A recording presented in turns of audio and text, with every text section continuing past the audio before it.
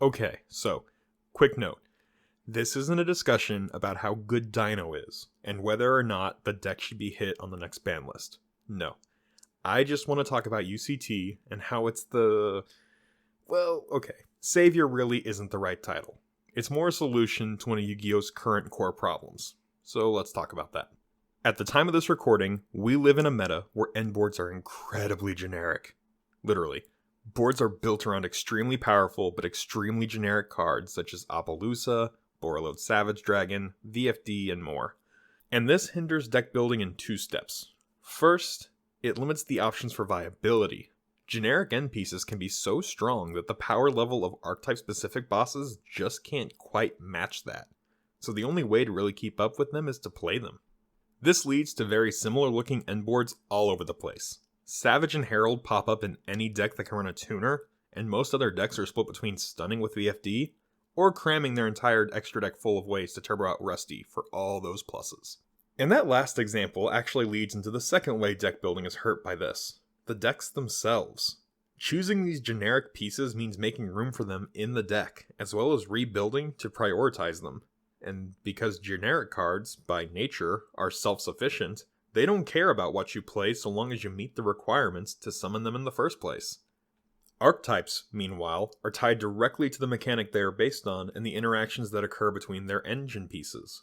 They were designed with a goal in mind, one that usually led to their own end boss who took the theme of the deck to its logical extreme. But now? Well, themes don't really matter. Interactions don't matter as much. Appaloosa doesn't care about the cool resource loop your deck can make. It just wants bodies on the field to use for its summon. Savage doesn't care about the way your deck thematically disrupts your opponent, but you better have a link in the grave or so help it, it will end you. These cards only care about having fodder there to make them, which means duelist priorities shift to accommodate that. The interesting and unique characteristics of decks are pushed to the side with the sole question of, does this deck spam monsters good? Becoming all that matters. It makes even the engines themselves rather lackluster, and the uniqueness of each archetype becomes muted. So, how will this change? Well, that's a tricky one. Konami themselves probably don't want this to change too much. Making generic negates as secret rares are part of their business strategy to ensure massive amounts of stock are sold. After all, if any deck can play it, why would anyone not want to get their hands on a copy? But we do see plenty of times where archetypes themselves really shine, such as in TOS format recently. And while those cycle in and out, some things stick around for quite a while, such as a certain card from all the way back in 2017. UCT has helped keep dinos around in some capacity since its release, and it's easy to see why. Its flip effect is extremely powerful for both stopping your opponent's plays as well as helping remove troublesome monsters they've already established on the board. The removal and burn effect is also quite nice, and even without that, having a 3500 body that can attack all monsters just makes it ripe for an OTK. But the real reason I want to talk about this card is for where it fits. Because overall, it really only fits in dinos. You can run it in smaller engines elsewhere, but its success is largely focused in where it was intended to be from the start. Its summoning mechanic forces it to stay close to other dinos. Plus, the popping of a card needed for its flip effect is obviously meant to help you plus by popping one of the dino babies. So it does a great job of playing into the archetype that was meant for, and keeping it relevant. Honestly, dinos as a whole are good about this, since things like Dolka are also very good, and are hard to play anywhere else but here in this deck. But, most of all, it's given the deck longevity.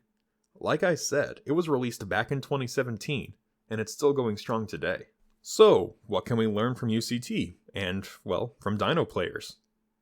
Well, while we obviously can't force Konami to print more cards like this, we can take the cards that they give us now that sort of go that way, and work to play them to their fullest for the long term. Virtual World Shen Shen is a great example of this. A walking macrocosmos is nothing to ignore, and its recursion plays right into Virtual World's resource loop, meaning it helps both to hinder the opponent and help give Virtual World a good grind game.